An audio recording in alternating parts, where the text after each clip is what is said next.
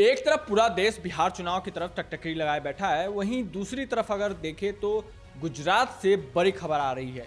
Gujarat BJP के 16 मंत्रियों ने एक साथ इस्तीफा दे दिया है। इस्तीफा के कई कारण बताए जा रहे हैं। सिर्फ मुख्यमंत्री भूपेंद्र पटेल को छोड़ करके पूरा मंत्रिमंडल ही इस्तीफा आज दे दिया है और आज रात को अमित शाह गुजरात जा रहे हैं और नए मंत्रिमंडल का गठन कल दिन में होगा और कल ही शपथ ग्रहण होगा। इसके पीछे कई सारे कारण बताए जा रहे हैं कि आखिरकार अचानक ऐसा क्या हुआ कि बीजेपी के जो मुख्य लोग थे उन्होंने इस्तीफा दे दिया। कई वजह हैं। पहली वजह जो बताई जा रही है, वहाँ के जो मंत्री थे वो जो उनके परफॉर्मेंस को लेकर के कई सारे सवाल उठ रहे थे पिछले कई दिनों से कि भैया ये मंत्री पद पे बैठ तो गए हैं लेकिन जो उनका काम है, उनका परफॉर्मेंस है वो बेटर नहीं है। कई मंत्रियों की स्थिति तो यहाँ तक थी, जैसे कि अगर आप देखें तो कुछ मंत्री ऐसे थे जब प्रधानमंत्री गुजरात पहुंचते थे तो उनको ये तक कह दिया जाता था कि भैया आप थोड़ा सा दूर रहिएगा, मंत्र साझा मत कीजिएगा। तो ये फिलहाल की स्थिति थी, सिचुएशन थी गुजरात के मंत्रिमंडल को लेकर के। इवन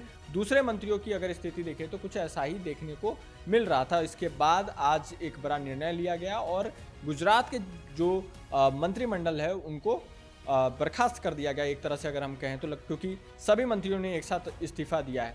अब जो इस चीज़ को अगर थोड़ा सा और डिटेल में अगर आप समझना चाहेंगे तो आपको इससे पहले जो बाईपोल इलेक्शन हुआ था उसको आपको देखना होगा। बाईपोल इलेक्शन में अगर आप देखें तो मुख्यमंत्री से सहित कई मंत्री जाकर के बाईपोल इलेक्शन में उन्होंने प्रचार किया था और लेकिन आम आदमी पार्टी की जीत हो गई थी और देखें उस सीट पे बहुत अच्छे मार्जिन से आम आदमी ने पकड़ बनाई थी और वहाँ पे जीत दर्ज किया था। अब इस चीज़ को लेकर के भी आला कमान नाराज चल रही थी कि भैया कर क्या रहे हैं आप। अगर आप तीसरा पॉइंट अगर इसको समझने की कोशिश करेंगे तो आप देखेंगे कि गुजरात इलेक्शन से पहले कई सारे कांग्रेस के लीडर भी बीजेपी ज्वाइन किए थे जो कि बहुत सीनियर लीडर थे और बहुत फेमस थे। तो उनकी भी जगह बनाने की बात हो रही कि भैया जो पुराने चेहरे हैं, जो पुराने कार्यकर्ता हैं, चाहे बीजेपी के हों चाहे कांग्रेस से आए हुए लोग हों जो कि बीजेपी में शामिल हुए हैं, उनको भी मंत्रिमंडल में जगह दे दिया जाए। अगर हम बात करें तो रविंद्र जडेजा की पत्नी की भी, रिवाबा जडेजा को भी शामिल करने की बात कही जा रही है।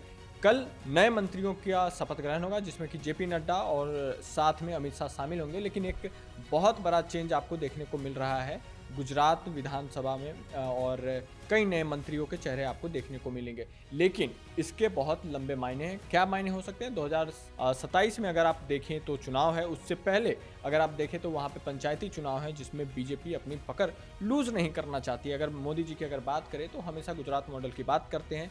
अगर बीजेपी अपनी जड़ें वहाँ पे कमज़ोर करती है तो फिर न सिर्फ गुजरात में, गुजरात के अलावा भी कई जगहों पे इसका असर देखने को मिलेगा।